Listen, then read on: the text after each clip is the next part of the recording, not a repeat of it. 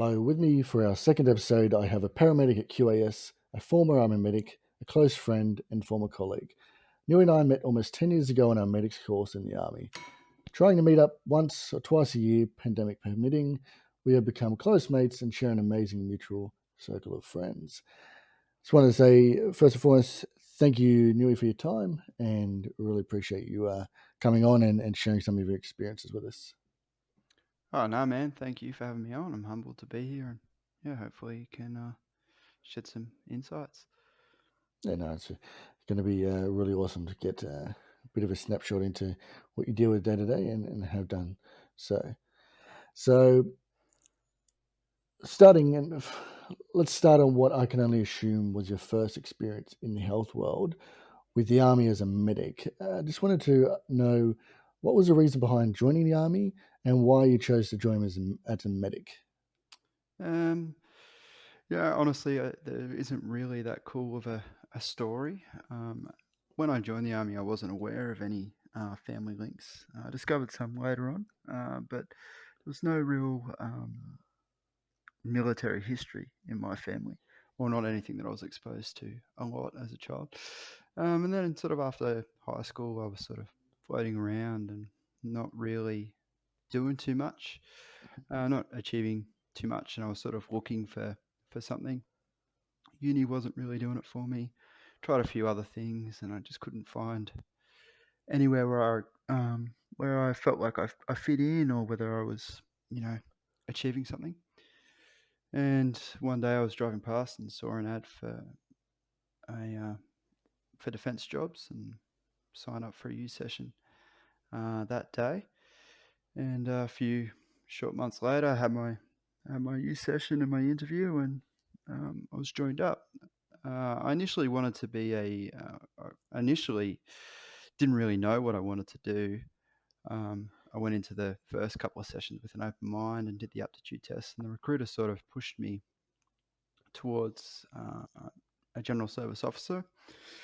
So I went through to the next stage with that as one of my options, and I spoke to a couple of friends that had joined and talked to them about the different roles, and they recommended, knowing me, that probably being an officer straight out of the gate probably wasn't the best thing for me, and urged me to have a look at medics and a few other jobs. And yeah, being a medic really jumped out, so I changed my preferences, went back and did another interview, and yeah, a couple of months later I was in and on my way to Kapuka. Yeah, awesome. Well, it's obviously I think you've obviously made the right choice there because a couple of years ago you did leave the full time army to pursue and start your career at the Queensland Ambulance Service as a paramedic. Can you explain to me what the motivation was for both leaving the army but then also continuing health and joining QAS? So the army was a very good time. I don't think it's unfair to say that I probably wasn't the best soldier, and I probably wasn't the best fit, but it was a very good experience, and definitely set me on the right path, and ironed out some of the rough parts of my personality. I was reaching a point in my career where I'd been promoted, and it was time to start posting.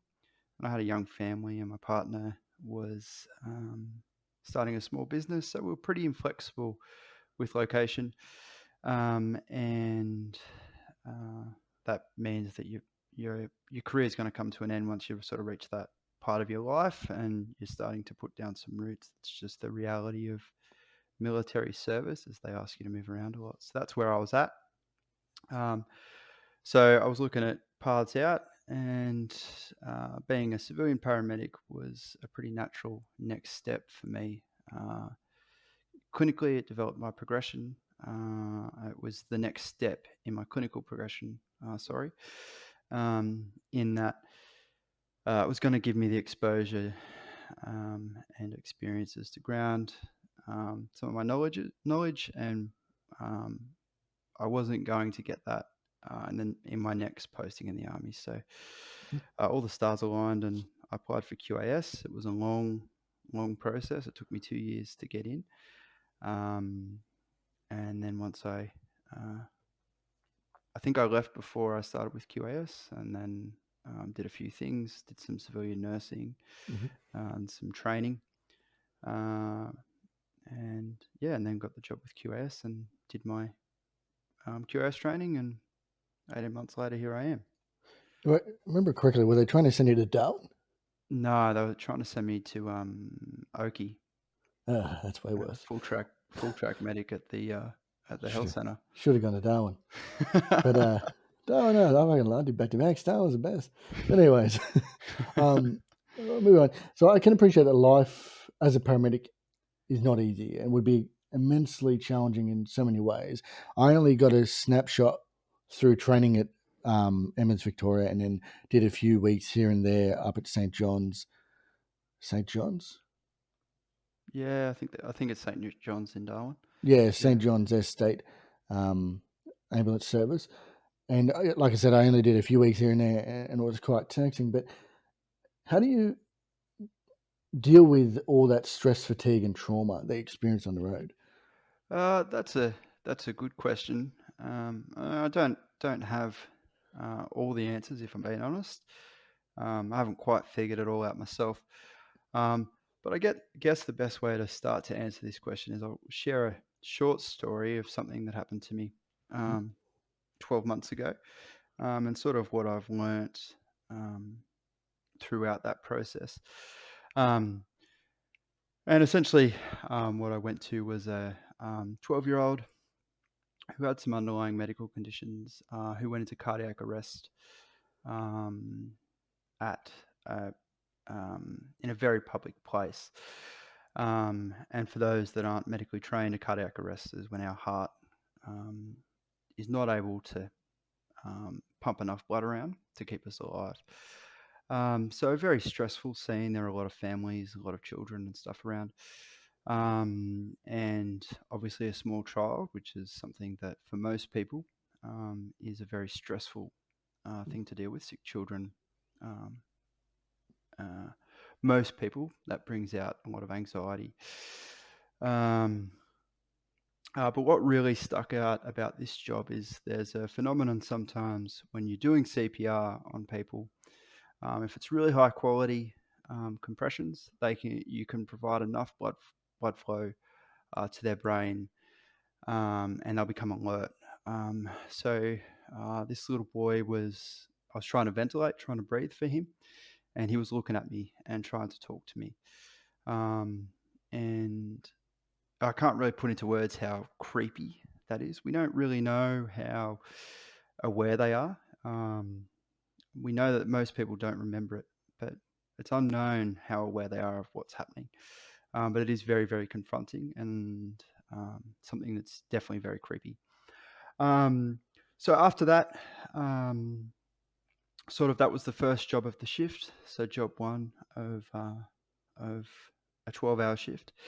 And that job took us about 3.5 hours by the time we got him to hospital, and we did debriefs with management and so on and so forth. We still had a big chunk of our shift left to go. I was definitely emotional for the rest of it, but I can't really remember too much about what happened afterwards. But it was a pretty uh, not too much happened for the rest of the shift. Went to work the next day. I think I had 2 or 3 days before I had days off, and was doing okay. I was a little bit upset. And then when I had my days off uh, and had some quiet time, that's when things started to sort of creep up on me, and I Mhm. wasn't doing very well. Um, I was getting a lot of intrusive thoughts about the situation, and um, what I know now is I was in a grieving process. I was processing a traumatic event, and yeah, I went through the stages of grief. So I was angry for a little while. I was very emotional for a little while, um, which was a very bizarre thing to go through for someone that you previously didn't know, and I haven't had any interactions with since. And then, sort of over the next few months, my mental health was sort of up and down. good days, bad days, in between days. Mhm. And then about, I don't know, 4 or 5 months later, things really come unstuck for me. And the image of that little boy looking at me was something that I was struggling to get out of my head. Um, so I put my hand up and asked for some help and got some counselling. And I guess the thing that I learnt most was initially when it was very, very raw. The grieving process is very real. It's not just from the death of a loved one, but from any form of trauma. It's something that happens to us. Um, and then afterwards, there is this idea of post-traumatic growth. It's something the army called resilience. They'd get you to jump off a tall building or get you to do a big PT session. And they would say, this is going to make you more resilient. And I didn't really get what they were going for or what they meant at the time. And it was probably partly because it wasn't explained the best. Usually it was just someone yelling at me to do something. Um, Like everything else. yeah. And then just calling it resilience training. But it's an idea that has a lot of merit and has a little bit of science. And if you Google it, I think you will find some people that think it's like new age, wishy-washy sort of stuff. But definitely that event has in the 12 months since that happened, sorry, it's probably been the fastest growth I've had as a person Mhm. in my whole life. Um, it's highlighted what my values are, what my morals are, what I think what's right and wrong, where my strengths are, where some of my weaknesses are as well, and highlighted, my own level of resilience.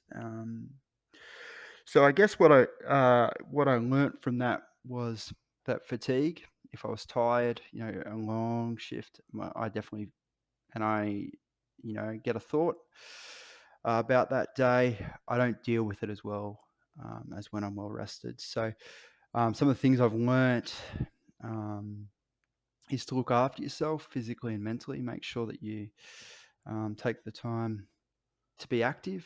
Mhm. I'm not sitting at 10% body fat and benching 200 kilos by any stretch, but I make sure that I go for walks and that Yep. I exercise and then I try and eat as well as I can. Um, with shift work constraining, um, some of my diet, but I try and look after myself as best I can, and I Mhm. find that naturally makes you a little bit more resilient. Um, as far as psychological stuff you can do, a lot of the counselling sort of centered around when we struggle with trauma, it's where our brain can't differentiate something that we've been exposed to that's incompatible with our own values, and we sort of get stuck in a loop, and um, we can't get out of that. I think that's a bit simplistic, and I'm not a psychologist, so I might not have explained that accurately, but that's kind of the message that I took Mhm. um, from the counselling that I've got. So um, I guess getting around that, you need to be aware of what your own values and your own ethics are, what's important to you. So my two biggest triggers are easily sick children and domestic violence. They are something that those situations bring out high levels of emotion Mhm. in me. Um, but that's different for everyone. A lot of, Yeah. as I'm sure you can remember, Macca, a lot of paramedics and a lot of clinicians have very little tolerance for drug and alcohol abuse. That goes against their ethics system. Mhm. There's lots. Everyone's triggers will be different, so you just got to be aware of those. And once you start to build an awareness, then you can start to build um, some thought processes to sort of rationalize to yourself. Um, uh,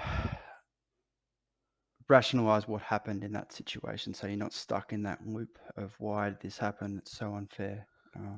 etc. etc. Now, are you still studying, and what's your plans for the future? Yeah, I'm back at uni, studying biochemistry.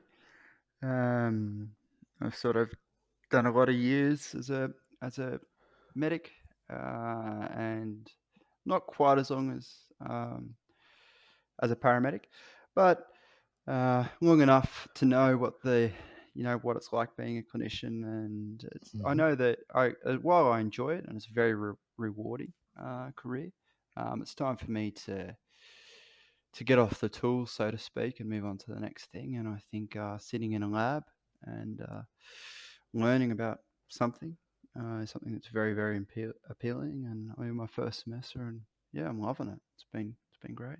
Well, that's awesome. Anyway, just wanted to thank you very much for your time, sharing some experience with us, and that bit of advice for someone else that might be going through something or potentially could look at, obviously, joining a career such as the military or an emergency service, etc., that would be exposed to trauma and other quite high stressful situations. So, once again, Newy, thank you for your time. No worries, man. Thanks for having me.